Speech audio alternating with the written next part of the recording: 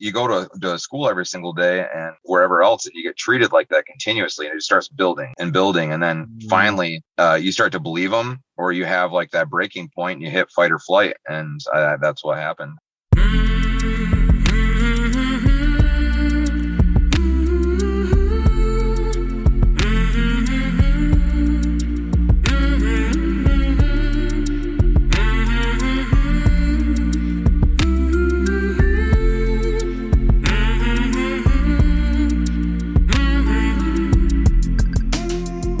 Hey there, my name is Sean, and this is Suicide Noted. On this podcast, I talk with suicide attempt survivors so that we can hear their stories. Every year around the world, millions of people try to take their own lives. We almost never talk about it. And when we do talk about it, many of us, including me, are not very good at it. So one of my goals with this podcast is to have more conversations, and hopefully better conversations, with attempt survivors. I want to thank all of the survivors who have joined me here on the podcast since we launched July of 2020, and to everybody who listens. There are more people listening in more places, and we really appreciate it. If you are a suicide attempt survivor and you'd like to talk, please reach out. Hello at suicidenoted.com, on Facebook or Twitter at Suicide Noted. And in the show notes, you'll see some links. One is another way you can reach out through a recorded message. There's a couple links to help us out with financial contributions. And we could use the help as we try to reach more people in more places, help them feel a little less shitty and a little less alone through these conversations and these stories. Finally, we're talking about suicide on this podcast. It may not be a good fit for everybody, so please take that into account before or as you listen. But I do hope you listen because there is so much to learn. Today I am talking with Larry. Larry lives in Michigan, and he is a suicide attempt survivor. Larry, what's up, man? Nothing much. Sorry, I just got out of work, so you got me in my car. Are you working now and then you're just taking a break, or you just got out of work like you work a night shift? I'm taking a lunch right now. Great. I'm glad we connected, man. I'm curious if I can ask, you are in the great minority of people in that you went through this thing, which I'll ask you about, but you're also comfortable talking about it, and not just talking about it to your best friend or a therapist, but to me, who's a virtual stranger, by proxy, so to speak, other people who hear it through the podcast. So I'm wondering what in the world is making you feel comfortable enough to talk about this, Larry? Honestly, so I went after I had my incident happen, and I survived that. I went to therapy and counseling, and that was life-changing for me. I found so many shortcomings and red flags within myself, within my relationship at the time, friends, and just habits. It was life-changing. I'm like, I can live life now and enjoy it so much more than what I could back then. I know how to set boundaries, healthy boundaries. And this should be more normalized, because there's so many people that are afraid to go to therapy. They're afraid to speak out about things that have happened. And all that does, it hurts more people. If these kids are in high school and they're having all these feelings at a young age, and they think it's not normal because their other peers don't want to listen to them or tell them, no, that's not normal. That's when bad things happen. And so I feel like spreading the word and making it more aware and letting people know that therapy is normal, it's okay, and everybody struggles with something, then it's making a difference. And I feel like that's maybe why I'm still here. Yeah. Do you think if you post-incident hadn't found therapy, you would be here? Do you think you'd be here? I don't know, to be honest, because my therapist did make a world of difference. I mean, they helped me realize because I had really, really bad codependency issues. And so I'd put other people before myself, especially like the relationship I was in. So my self-meaning went very, very low. And I mean, I even initially was said, I'm going to therapy today because this person said they would like me to. And she's like, well, yeah, but it's to help you. It's not to help them. It's not to save this or relationship or whatever. It's to help you in your mental state. It's one of those things where I think she helped me find more of myself. And so if I didn't have that, I don't know if I'd be around, because there was a lot of mental struggles, and we still have mental struggles, but at least now I kind of have the tools in the background to pick myself up out of the slumps. How long ago was your attempt? It was October of 2020. Not that long ago. No. All right. So this is always challenging, typically challenging for people for understandable reasons. Take us through, if you would, or take me through the incident. Well, I've made multiple attempts throughout my life. Probably I'd say 3 serious ones. So the October 2020 was the most recent one. Hmm. All right. Are you cool with going back to the first one? Yeah, that would probably be. Oh geez, I don't even know. I was younger. I was a teenager. The other 2 happened while I was in high school and middle school. The first one being in middle school, and I was bullied a lot, just talked down because I was overweight, and that put me in a bad headspace. Of course, like it would anybody. Yeah, I remember taking a bunch of pills, and then just wanting to. I felt like I wasn't worthy of living life, and I wasn't worthy of a son as in living the life that I don't know, other people thought that I was. I guess I didn't feel like I lived up to that identity of what other people perceived me as. Because I had my parents have been amazing my entire life. So it's not like I had a broken childhood or home. My family is 100% supportive. I'm like, well, this isn't normal to struggle like this mentally when I have such an amazing support system at home, because usually you don't see that. And so I'm getting bullied and all that stuff. And, I'm feeling all these really negative emotions. Even at some points, I'd say questioning like sexuality and stuff, because I was very emotional. I would just say articulated with words. So I didn't see any other, people speaking like that. For me, I was like, well, I really don't know what I want. And I really don't even know myself yet. And so I'd say the confusion of all that and the bullying pushed me towards making an attempt. Are you saying, just to be clear, that like guys at that age, they don't speak that way, so you question your sexuality because you communicated differently? So Exactly. That's really interesting. Why do you think you said on this particular day, I'm going to get these pills and I'm fucking out? I think it was the continuous like effect of it. I mean, you get bullied once, or you get shoved against a locker, or you get called fat, whatever, a couple times. It's easier to brush off, but when it's something where like you literally dread going to school every single day, because you just know that you're going to have that confrontation with this person, or these people are going to look down at you. You already don't like the person you see in the mirror, because, for me, I was extremely overweight. I didn't know what clothes or haircuts to have to save my life at the time. I think I was wearing either Jinko Hot Topic jeans or something to that effect. So I was already dressed as though I was different.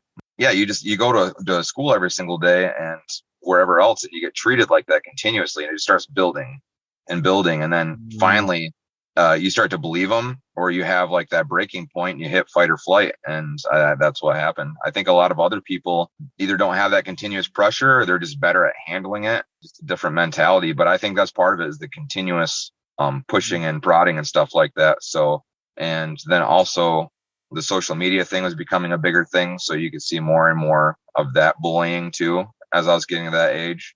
Now I couldn't imagine being in middle school or high school right now and then seeing what bullying looks like with the many social media platforms we have now. So yeah, man, it's so amplified. Mm-hmm. So you took the pills. Did you go to a hospital? Did somebody find you? I ended up being okay. I didn't take enough to overdose. I got sick and then I threw up in the middle of the night, but I didn't take enough to overdose, and which made me feel like even a bigger idiot. Now, throughout this whole process, getting bullied and your attempt, do you tell anybody, including your parents, who you sound close to? At this point, I didn't. I mean, I told them that I was dealing with a lot of like depression and just sadness and stuff like that, but I didn't talk to them about the attempts, because I felt like that would just ultimately disappoint them. So we grew up and we're religious too, so that's against your religion too. And at the time, I didn't know that those are disconnected. That they aren't the same. So I know now that they wouldn't look at me like that, and neither would a pastor if they're a good pastor. But if they're a good pastor, Larry, if they're a good pastor, nobody said maybe we should get you into a counselor of some kind. No, at that point, I didn't know a single person at that point in my life. I'd say I was probably like 15 or 16. That was in counseling. It just wasn't normalized enough, because at that age, that was probably 2000. Yeah, about 2000. I didn't know anybody. I kind of grew up at a school to where football was the big thing. It was pushed extremely. I mean, bullying was a very large issue. At one point, we had football players assault somebody in a locker room, a lot of them all got expelled and stuff like that for it. But I mean, that's the extent of what that bullying was like at the time, and our school system wasn't doing what they should have to rectify it and help people. So you got to make sure they go to church. They'll be fine. Yeah. Yeah. I was going to say I'm not talking negatively about the church, but I am a tiny bit, but respect to those who believe. That's all good. For real. Yeah. I would say I'm a spiritual. I believe in like a higher power, but I believe that checklist religion is just another way to push people and get what people want out of life for their own personal agenda. There's something in the universe that if you're good and you put that good out there, you'll get good back. Past that, I mean, I'm extremely pro LGBTQ, pro choice, all those things that, I don't know, if you listen to punk rock, you should be. I've disassociated myself with a lot of the checklist religion, because the people that come along with it are very, very, I don't know, pushy, judgmental, toxic. And toxic. And I've never heard checklist religion before. I might borrow that. It's what it is. I mean, people look at that and they're like, well, this is what I'd like. And, this is what I want out of the religion. So like, well, that's not how you live that. You're supposed to, like, there's actually a church around here, and their slogan is relationships, not religion. And I like that. So, and that's kind of what our pastor usually would say, because I do play drums at a church. I wear pro LGBTQ shirts while I'm there too, and voice my opinion. And if anybody ever tries to silence that, I won't be there anymore. So yeah, nice.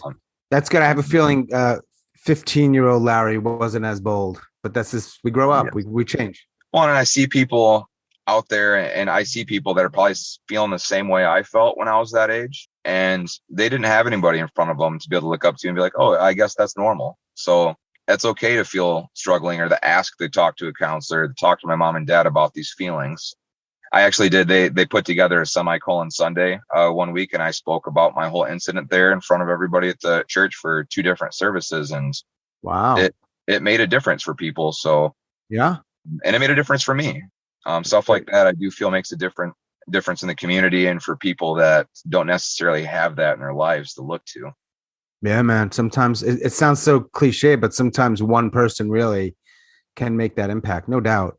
Obviously, you survive that. You get through. I imagine the bullying doesn't stop magically just because you survived that attempt. Right. So take us through high school, and there was a second attempt.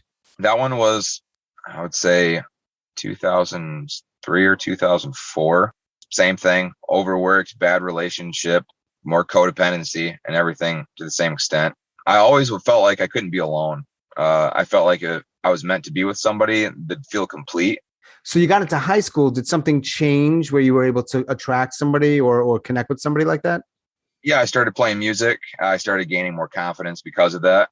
And then I kind of found like my identity to a certain extent. I had some people at school, they listened to hardcore and metal, and they told me about what straight edge was. And I've never been into doing drugs or drinking or anything like that, because I had some addicts and people that my family has a strong background when it comes to like addiction.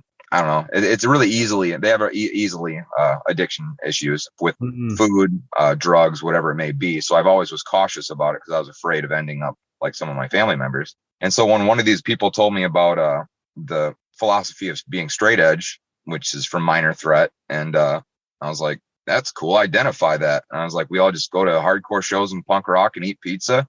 And I'm like, that sounds awesome. And I didn't have very many friends, so we all did that, and played a lot of shows and met a lot of people, made some music that was very mediocre. Yeah. And then we finally kind of branched out, and I was able to find more of myself, find more peers that I identified with. And that gave me the confidence to also approach other people. I'd say I started dating more people around that age. But even with all of that, the bullying at school didn't stop, because they cared about football and all that kind of stuff. They don't care what you're doing after school and your mediocre metal band. People in that headspace, they don't care about that. I think that high school is like the end all, and they think that where they sit with that is going to have an effect on where they are later in life, rather than just the fact that that's a stepping stone to wherever you may be going to next. And so people identify, especially where I was, that status and the way you were looked at by your peers, what you wore, how you dressed. It just was one of those things to where people didn't realize there's other shit that's way more fucking important than this. And treating other people badly is it just to gain that peer status and look like whatever's popular at the time. Back then, I think it was Christina Aguilera or something. I don't even know. I'm old now, so I don't remember that shit. Yeah, it was something that people were constantly stepping on other people, bullying people. I'm pretty sure my school was in the news once or twice for it even. Wow. Just want to back up for one sec. For people that don't know, straight edge is essentially harder music, but you're clean. You're not doing drugs or alcohol. Right. Yep. It was from a band called Minor Threat. They didn't do it necessarily on purpose. It was from going to hardcore and punk rock venues, and they would mark minors with an X on their hands. And as to show that they wanted to be clean and that they didn't want to drink, smoke, or do anything that was harmful to their bodies that other people were, and they wanted to be better than that because they wanted to be antithesis of whatever all that stuff was. They started doing it on themselves, even if they were of age, and they started singing songs like the song Straight Edge for Minor Threat. It kind of took out, and the philosophy kind of grew from there. Got it. When you were getting bullied for all those years, now, because we know a lot of times people who get bullied bully eventually. Yes. I turned into the asshole. Yep. I mean, I did the same exact thing years later. Yeah, about 2004, 2005, one of the bands I was in, the other guy that I was in the band with, he would bully people constantly because I'm sure that he felt less about himself as well, but that was his way of feeling better about himself. Sure. And we would hang out and be friends and make music. And I thought that it was normal because he was treating me okay. And so then I would join in and do the same stuff to other people, but not usually as bad because I would kind of retrospect, look at it and was like, oh, I was just a giant asshole. Yeah, I definitely fell into that. We'd sit there and preach to a crowd and be like, don't be an asshole. Love each other. Somebody falls in the pit, you pick them back up, to being the person, let's shut this venue down and beat the shit out of everybody. And I realized that through time as I didn't make the same relationships and effect on people, and more people wouldn't let us play their venue because I realized that we were just a bunch of punk assholes. And so being a punk doesn't mean you have to be an asshole. Exactly. And our drummer at the time quit because of it too. And so I moved on and I realized and grew from it. So let's go back for a sec. Your second attempt, did you also try the same way with pills? Yeah. And I took more this time. And that was around the time, I think it was about the year that the locker room incident happened with all the football players to the other kid, because all of us were getting bullied pretty bad. I mean, enough to where some of them were like following people after school. Like I remember getting tailed once I was able to drive. Wow. Just because they'd follow you and treat you and talk shit to you, and you're at a gas station in front of a bunch of other people. So you have all these other people that are staring at you, that they're talking at, screaming out the window. And that's enough to run your, whole identity into the ground or feel embarrassed being somebody that's 17, 18. I can't imagine that. I got lucky, I guess. Because I was kind of a thin guy, little, just like you can be bullied for stuff like that. I mean, I had the occasional asshole who would do something, but I feel blessed almost because I wasn't, and I don't know how I'd handled that. Yeah. And I was lucky too that I got involved with all the people that were straight edge, because I feel like if I would have had a depressant in my system a lot as well during that whole time, I do think that I would have been successful, because I think there was always something lingering in the back of my head that was like, do you really want to do this? Is this the decision you want to make when I finally hit fight or flight? And I think I never really quite tipped one way or the other. Well, I mean, we can argue when you took the pills, you kind of did. Yeah. Yeah. And it just, luckily I didn't put all of them in. Same deal that you didn't take enough and nothing happened and you didn't tell anyone. I got a lot more sick. I think I wasn't at school the next day. I threw up and I felt like absolute garbage. I did tell my friends that time. How did you frame that? I just told them, I was like, I'm sick of being treated the way that we get treated at school by peers, by the adults. We had teachers that were sleeping with students and they weren't getting anything happening to them. There's a teacher that was a basketball player, and he was sleeping and almost grooming the female basketball team, and teachers, principal, they knew that stuff and they would do nothing about it. Things like that were hard because we'd get treated the way we got treated, and the teachers would even join in on it for some students. And then, we knew that stuff was going on too. So it's like we felt trapped. Yeah, man. I mean, when the adults don't have your back, where do you go? Right. Yep. It is. It's hard. I mean, because people don't want to, they don't want to accept responsibility. They don't want to admit they're like, yeah, our employee was doing this and we're going to take action. We're going to do this instead. I mean, no different than what, the Catholic Church did with the priests that were touching children. I mean, it's everywhere, man. It's like other stuff like that. Or my partner said that one of her jobs she worked early on as like a convenience store worker. And one person would literally follow her around the store and even tried adding her on social media, approach her and stuff. She told her boss, which should have been alarmed. I mean, should have been like, yeah, we need to do something about this. And he's like, well, just go hide in the back room for a while till he leaves, rather than approach the person and be like, you need to not come in the store. That Right. same sense of mind frame is shared everywhere from people that just don't want to take the initiative or are afraid of the conflict and it might hurt their business. But to me, it's one step or more than one step up when you're, I don't know if that's the right way to say it, schools and churches and other institutions like that, particularly with children. You are fucking criminals, period. Oh, yeah. You're a criminal. Especially when the age difference is that vast. For so many reasons. I can't even, this is not a podcast about that per se, but a lot of things overlap. But I can have, what's the word, mercy or forgiveness or try to criminals, but you're still a criminal. Right. Yeah, absolutely. Especially if they've done it more than once. And I mean, when it's involved and it's something like children and you have a teacher that's supposed to be somebody that's, oh my God, guiding them in an appropriate direction. And then you find that out. And it's like literally you're doing everything the opposite of what somebody in your power position should have been doing. Yeah. And I promise you, many of those people are fucked up because of you. Oh yeah. Not only was the act itself awful beyond words, but you fucked people up. And one of our goals, hopefully on Earth, is at least to do no harm or try. Right. Yeah. And you're an adult. So anyway, well, look, but we could a whole other thread. It's a slippery slope. The thread of they had their reasons for behaving. Maybe they were bullied. Yeah. Yeah, exactly. So this shit just feeds on itself. It's a tornado and a whirlwind of shit. Yeah. So you survive.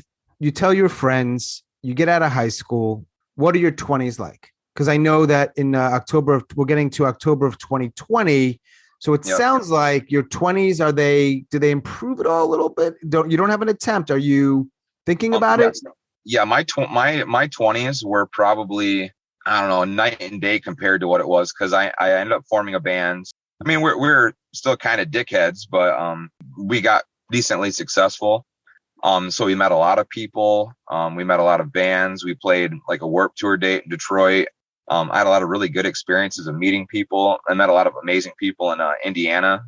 There's a hardcore scene down there, and a lot of them are extremely, I don't know, like family. Like you meet somebody and you're like, you have the same exact mind frame as me, same like sense of personality and sense of humor. And I found that in a lot of people. I got a little bit healthier. I got a little bit more confident. I got into a longer lasting relationship at the time. That helped me in a lot. I mean, I was able to flourish, I'd say, and kind of grow as a person a little bit. I definitely still had depression and anxiety. I think I just managed it more at the time because I had more outlets and I had more support around me at all times. I wasn't alone as much. But you're not drinking or drugging? Nope. Which is admirable because you were around it a lot, I think. Yeah. We played a lot of places where it was everywhere. And two, you use the word depression and anxiety. And one of the reasons why people drink and drug is it, at least temporarily, helps them feel okay. How were you? I assume one of the answers here is music. I don't know. Maybe there's another of how do you feel better? How do you cope with this? And I assume this is self-diagnosed.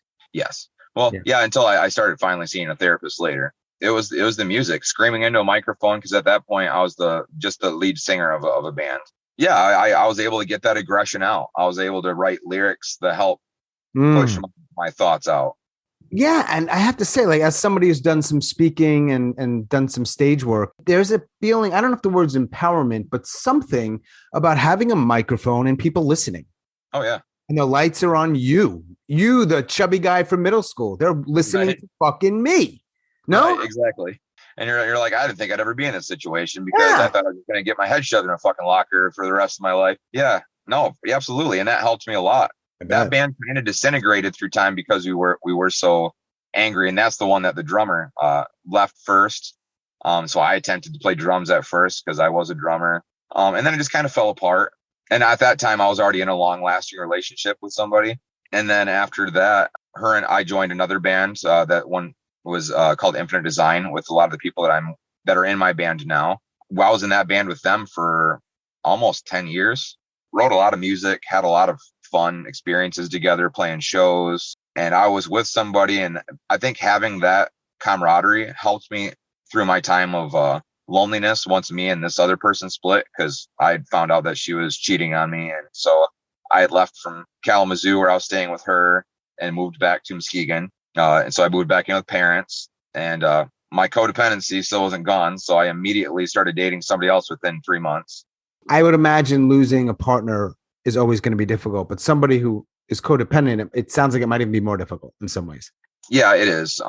Especially in that situation. Anytime you're cheated on by your spouse, I mean, you automatically, whatever you thought less of yourself, you automatically feel degraded even further. You put all that trust into that person. I literally had a ring and was about ready to propose. Yeah, it was rough. I mean, I moved back in with my parents, but within 3 months, yeah, I was already dating somebody else. Then that person, I constantly was bailing out of situations because they had a lot of issues, and the codependency was like wanted me to take care of them, don't take care of me, because they need me. Without me, then they ain't gonna be able to get through this. And part of the whole codependency kind of whirlwind. And so we intertwined, and we ended up getting married. And then she financially made a lot more than me. She was very career driven. I'm more of a make money to live, not live to make money kind of guy. That's just the way I kind of always been. I mean, that's the way my family is. I've always kind of like been a person. I'm like, if something happens and I really, really need it, I will bust my ass and I'll do the work I need to do. I've always had a job. I've been at where I'm at right now for about 8 years. I've never been like somebody that I want to push and push and push to make more money by putting more time into something, or I'd rather go home and spend my extra time and the money I do make with my family, making memories that I can cherish further on in life. Not that I don't like being able to be comfortable at least, but I'm not somebody that's going to put in an extra 10 hours a week just so I can try to make more money. Yeah, I worked there and we started dating, and we got married.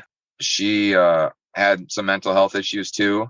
And then I helped her through all those. And through that time, my health declined rapidly. I gained a lot more weight. At my highest, I was at about 389 pounds. Now I weighed myself this morning and I'm 201.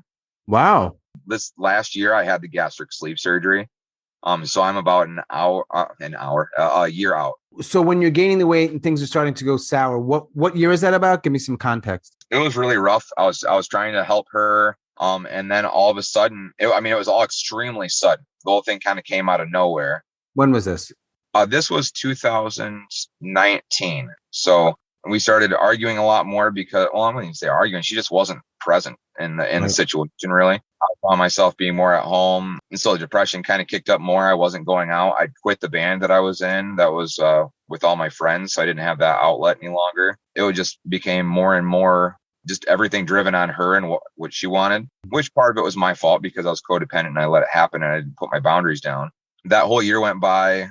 COVID came and it hit it even harder. So it was even more to where we couldn't go out and do anything. I was still playing drums at like church and stuff like that. So I was still able to get out, play music. It just wasn't to the same extent. But then there was one weekend she came back home and she was like, so I think I want a divorce. Literally, she had sent me a message the day before saying that she loved me, all this other stuff. And just randomly it changed all of a sudden within that day. And so naturally I was kind of like, okay, I think I was just maybe like your mindset for the situation. Maybe you had a bad day. So you're thinking things, overthinking things instead of wanting to talk it out or whatever. And she's like, no, I don't think I want to do this. And she just within the next, I'd say 2 months, it just slowly detached further and further and further, starting limiting what I could see like on her social media so that I can see what she posted and stuff like that. She kept on kind of pushing me to see if I wanted to spend time at my parents or vice versa. All of that kind of happened. And there's one day we had a really bad blow up of me just saying like, let's go to counseling. Let's do couples counseling. And she said that she didn't want to, and she was going to grab all of her stuff and kind of was just putting me down, said a lot of negative things I don't really want to repeat about just me and things like that are just like would drive down anybody's mental health. yeah, then at that point, she'd walked out of the room, and I grabbed one of the kitchen knives, and I was gonna commit suicide. I made a laceration in my vein and my wrist, and it wasn't bad enough to need to go to a hospital to get treated because she immediately walked back up the stairs. So I dropped it out of my hands because I hit fight or flight, and I was right in the middle of it. Yeah, and then she scolded me for that rather than being abrasive in the situation. So no matter what, I felt beat down that I couldn't do anything right. And I was just kind of a shell of what I used to be. It wasn't a bad enough cut that needs stitches. It was one that I was able to wrap with a regular bandage and stuff. If she wouldn't have walked back up the stairs, I probably would have. I would have needed to go to the hospital. But luckily she did. I would say that's one good thing that happened from the situation. Yeah. So you split. Well, and even that, actually, we didn't. She was like, well, if you go to counseling, we can stay together. That's why initially when I went to counseling, I was like, well, I'm doing this to try to save my marriage. It had nothing to even do with myself. And then I realized as my counselor spoke to me, she was like, no, you need this. She's like, your identity isn't just with this person. You don't need to rely on anybody else to be the person you are. All these people love you for you. There's ways to retrain your brain so that you don't, keep on going down those same alleyways of thinking. She told me about like the 5 senses technique, the ABCs like of thinking and stuff like that, and really helped me find myself. And so I would say 6-7 months later or so, actually it might have almost been an entire year, we did get a divorce because she wanted to. Literally there was no, I would say, rhyme or reason still. She just wanted to split, and then she was with somebody else within a short period of time. All I know is it was a gift, because after we did, I had this surgery. I was forced to focus on myself. I was forced to let go of that codependency. And I also had that underlying relationship with my counselor. Thankfully, I was able to, talk myself off the ledge when it would get too extreme. And I was able to call her, because there was plenty of times I called her or the suicide prevention lifeline within that year, or my parents, because they knew everything at this point. They knew about that attempt, and they knew about me going to counseling. Me reaching out became more of a safe space because I knew I wasn't alone anymore. Mm-hmm. I kept going to counseling, and I would say for a year I dated around, but I didn't stay with anybody. I saw a red flag that I knew was gonna be a long-term killer in the relationship, and so I would split with them after given tries and boundaries not being respected. December of this last year, it was the end of December, early January, I met my current partner, and she's from a different city than me. It was weird. It was like, some people say that every pot has its lid. We literally are the same.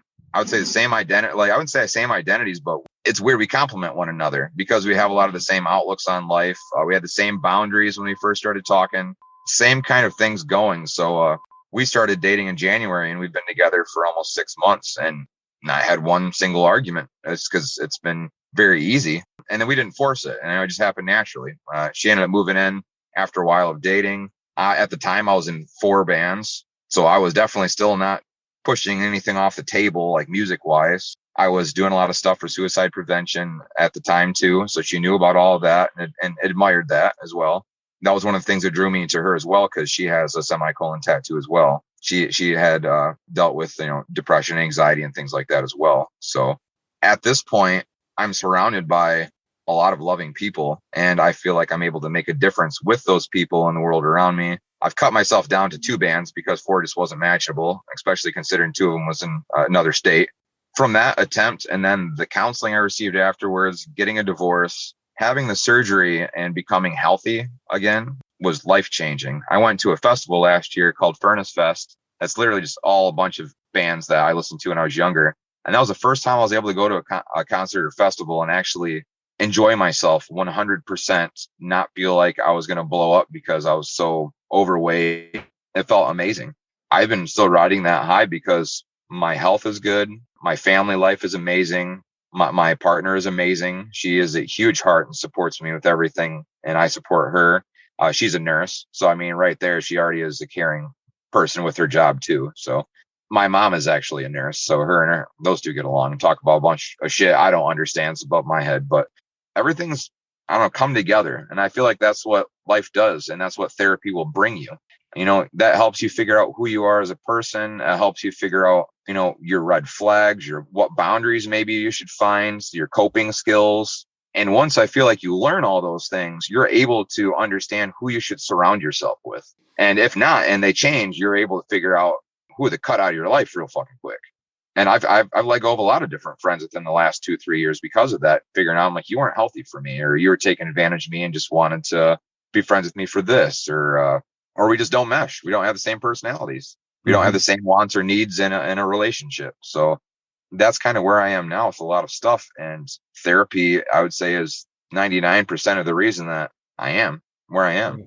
Yeah, that's cool, man. I'm glad that worked for you so well. No, I got lucky. I connected with a counselor that she was understanding and listening, and I just connected with her, put it that way. Because I also know somebody else that, had talked about committing suicide, and they went to their counselor and they made it worse. They took them 3 or 4 times until they connected with somebody that made a good difference. Yeah. I mean, right now I'm not in counseling anymore. I haven't been in counseling for probably the last, 10 months, I'd say. My counselor pretty much just told me, I'm here, the door is open. Unless there's something you really would like to talk about. She's like, I really don't know what it is that you want to concentrate on or talk about, because at this point you've done everything that I can give you. So if you want more tools and checkup visits, we can do that. But past that, that she was proud of how far we'd come together pretty much as a patient and a therapist. So, but no, it's definitely not the end all. I don't think anything is, honestly. Because everybody's different. Everybody's identity is different. So mental health, that goes with your personality and background, your upbringing, and all that different stuff has a factor in everything. Substance abuse has a factor in everything. I mean, yeah, I don't think anybody's the same. I think that for anybody, the biggest thing you can do for them is just listen, which is what you're doing, which is extremely admirable. Thanks, man. I mean, it's not the only thing, but it's a huge thing. Yeah. Let me ask you a few questions. Will you try again? No. 100%? 90%? 100%. Okay. How many people do you have in your life, in your entire life, who you would feel comfortable saying, I'm having some very dark thoughts and I want to talk about it? I would say at least 10. Wow. The suicide compilation that I had helped put out helped build a lot of friendships like that. And that's all those other people struggle too. So the same thing. Is there a myth? There's probably several, and they sort of, is there one myth in particular around any of this stuff that you would like to dispel or say, nah, that's just not accurate? My biggest thing is I do hear a lot of people say that, well, how could they have committed suicide because they had children? Or how could they have made the attempt because they have family that cares about them? I could never do that. Things to that extent. And I used to be one of those people back in the day, probably in my 20s. And I don't think you understand it. But when you'd make that attempt, you truly think that those people are going to be better off in the world without you. Yeah. You are in a mental state to where you hit flight. You think the world is going to be better without you and that you're doing them a service. So to say anybody, especially a father or anybody like that, is being selfish, the exact opposite of, I think, the situation. And I think they need to look into that. And that's definitely, I would say, a myth. They need to show support, not judgment. Yeah, man, for sure. My last question is a question I don't typically ask. It's a kind of question where I would kind of roll my eyes if someone asked me, but someone brought it up recently and I was like, that's an interesting question. So if you could talk to the middle school Larry, what would you say? Oh, man. I would tell him, quit worrying about the shit that is literally of just, of peer status or the things that are materialistic or worrying about things that aren't going to matter. Worry about yourself, worry about bettering things. Look at the people around you. I'd say, look at my grandma, grandpa, and my family and other people. I would say, steer my brother in a direction, and, don't be held up on the short things of life. Look long-term and care about yourself. Put the effort of what you have and that you're putting out towards the world of worrying and anxiety of what the world sees in you, and put that in yourself and effort into making yourself the best person you can be, because that's going to ultimately shine through. It is, but man, when you're 15, if you were actually 15 back in the day, 14, whatever it was, and you heard that, it probably wouldn't work, would it? You're too young, or you're too in whatever your own world is. At that point, I don't know, I'm straight edge. I'm doing that stuff. So it's you are influenceable. Yeah. So if you can have somebody that's influential in your life that helps guide you. I mean, I definitely have a lot of other people in bands and stuff that I look up to and still look up to. I mean, Toby Morris from H2O doing all of the positive mental attitude stuff, and he'd go and speak to schools. Okay. And it'd be like, live with a positive mental attitude, live life with love. And if I had other people be like, yeah, this stupid jock bullshit, this isn't what real world is. So just have to get through the Yeah. curve and live with love and push that off. I'm like, if this dude with all these tattoos is saying that to me and he's happy and not Yeah. getting, I'm sure he's been judged and shit like that. So maybe there is a better way. Definitely. It certainly can't hurt to try, right? Absolutely. That's the biggest thing, is just making the effort to try and then lending the ear to listen. Indeed. If you've made an attempt, or you know people that have made an attempt, or just struggle with anything, I do think that certain things really help to just know. Like I've taken QPR classes, and those are extremely helpful in situations, just to help talk people off the ledge so that you can help save them or stall them until help can get there. Things like that. And then just being open about your life and your experiences, and sharing them with other people where you feel comfortable, because ultimately you kill that stigma a little bit more every time you do. And that might open a door for somebody that's struggling to open themselves up and speak to you or someone else. Thanks, man. Thank you for having me. Of course, man. I'm glad we connected. I'm glad Scott connected us. Another Michiganite. Is that what you guys call it? Is that what you call them? Michiganite? Missionite. I don't know. Then the other ones up there are Yoopers. I don't know. I'm from Muskegon. That's all I know. They call it Ski Town, I think. But got you. I appreciate you, and Scott too. I mean, the more people that know, the better. And especially right now, I mean, if social media is so big, so I mean, if we can use it for something good, then awesome. Appreciate you, brother. Thank you. You're well, Larry. Take care, man. Thanks again.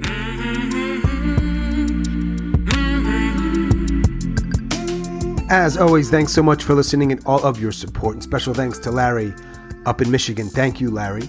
If you are a suicide attempt survivor and you'd like to talk, please reach out. hello@suicidenoted.com, on Facebook or Twitter @suicidenoted, and check the show notes for a few links, including how to leave us a recorded message, as well as how to help us out with a few bucks. We could use the help. And that is all for episode number 128. Stay strong. Do the best you can. I'll talk to you soon.